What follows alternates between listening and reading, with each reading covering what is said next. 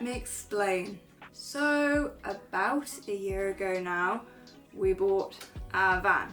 This was a slightly crazy and I'm figuring out a very expensive thing to do because it's currently being converted into a camper van.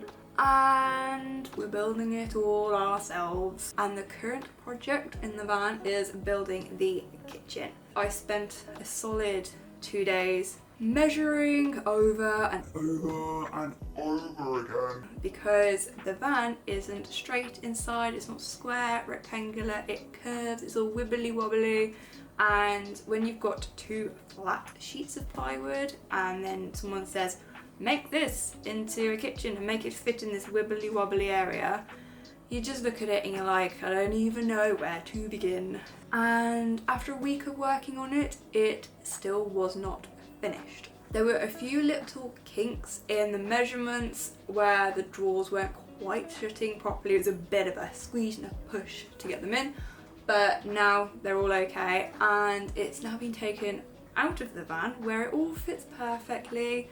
And it probably won't all go back in perfectly, but now it's out, it is time to finally paint it. So I'm very excited about this, but I'm not just going to be painting it, I'm also going to be engraving the back of it. So on the back of the kitchen, there is part of it that's going to be exposed where the sliding door opens.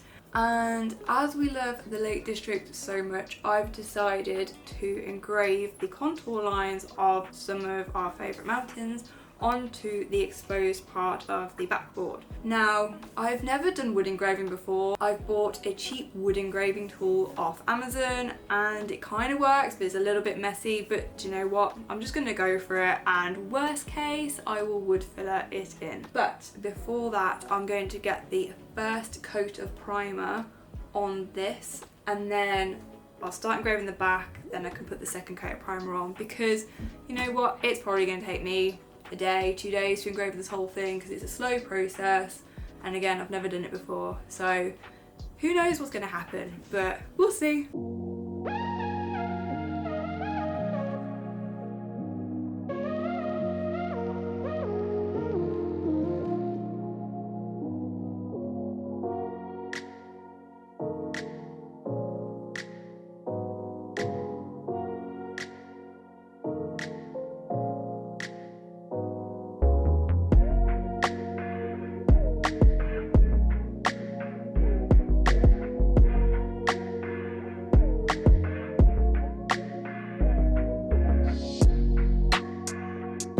Okay, so the primer coat is now on the kitchen, which means while that is drying, I'm going to go around to the back part of the kitchen and I'm going to draw on the contour lines of the mountains that I want to have on there. And I'm going to start trying to etch it on. I don't know how well it's going to go. Like I said, I'll probably wood filler it in if it goes completely terribly wrong. But I'm officially covered in paint, more paint than I would be on a normal working day. It's been fun and I'm looking forward to getting some colour on these cabinets as well. But anyway, first job is this etching thing, which I have been putting off, I won't lie.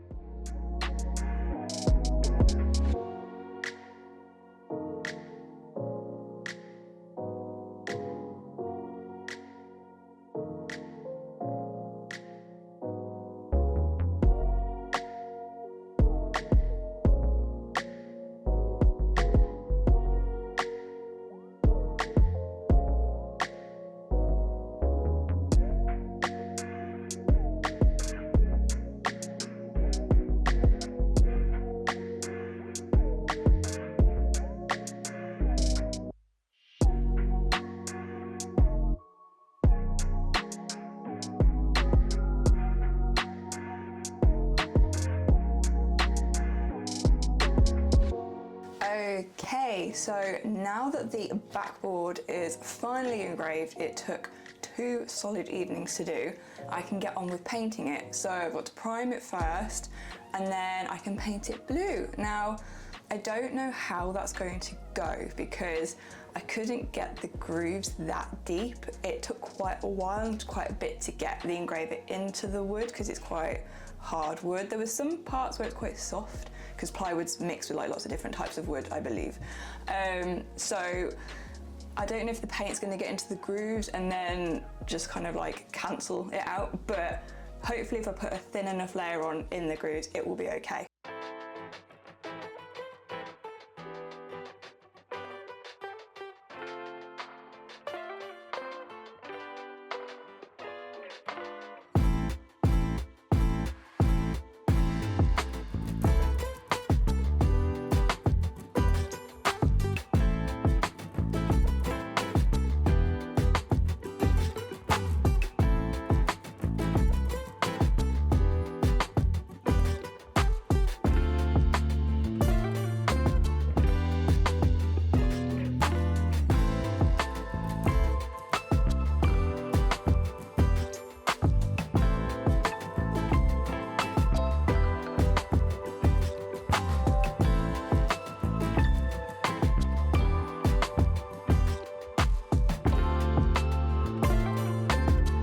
Okay, so it is now finished, finally.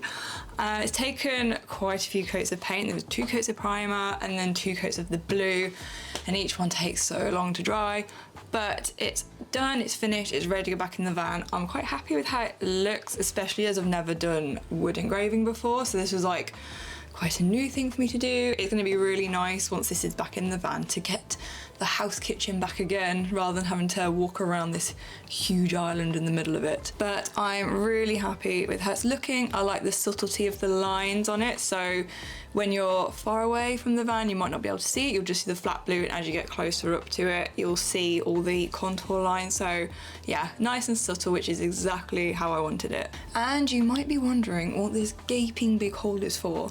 That is actually where the vent for the fridge is going to go, because the back of the fridge, as fridges do, gets quite hot, so it needs to have like a good airflow, so that is what that is. Now it needs to go back into the van, but before that can happen, there is another task to do, because what I've found with converting a van is that you want to do one job, but you have to do another job before that and another job before that, and it takes forever.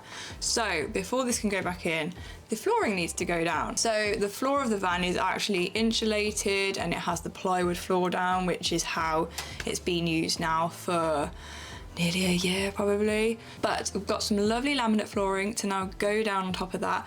Finally, it's going to start to look aesthetically pleasing in there, and then the kitchen can go on top. So fingers crossed that'll all get done by the end of the day.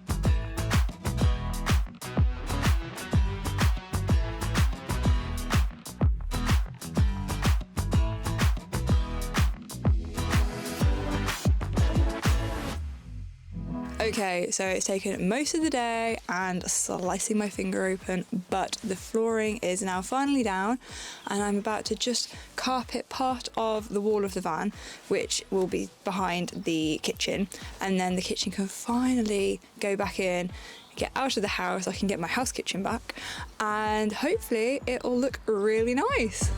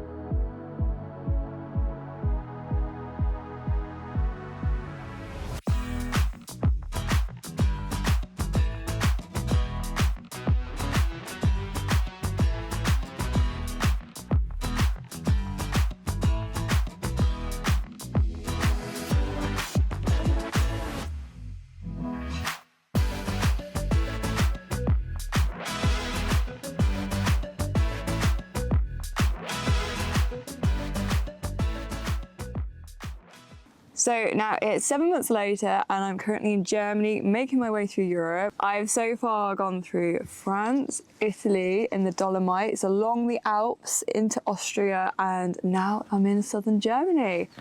The reason it's 7 months later is because when the van kitchen was put in, it fitted, but it needed a few little niggly bits sorting out, so the drawers weren't quite fitting and slotting in correctly, and it was taking a long time to try and sort out. So other van jobs got done first to get ready for this trip, and then it was a bit of a last minute rush at the end to get this in properly, but it's now there. So it's been used quite a lot this holiday so far and I'm loving it. The van itself is not quite finished yet. There are still a few little things here and there that need sorting out, but it's mostly done and functional, and I'm really pleased with how the contour lines look on the kitchen now. It's had a few compliments as well, and it just adds to it. So as I said, you can't really see it from a distance. It's just really subtle, and up close you can see it quite nicely. Now, the problem is I'm not a total fan of the colour, so I mixed up a colour,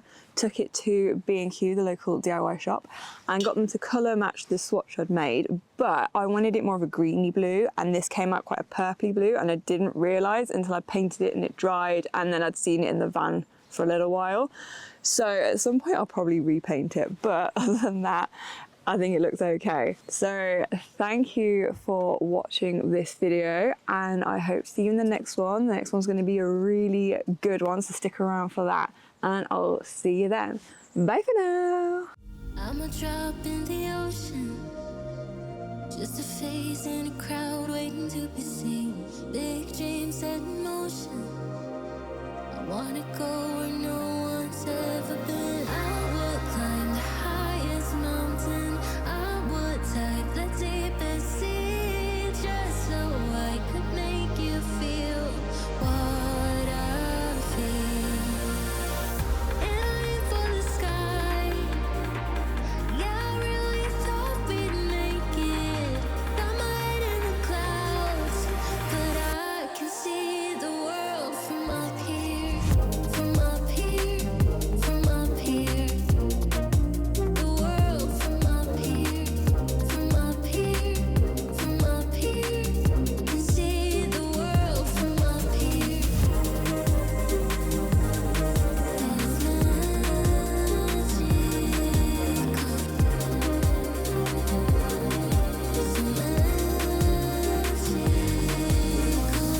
Go ahead, call me crazy. I always see the good in everyone. Blue-eyed and naive, wow. Way up here, I can see the sun.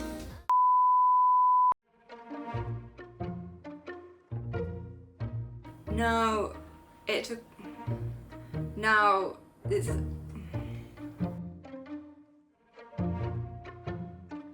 What? I've got a fly on my forehead.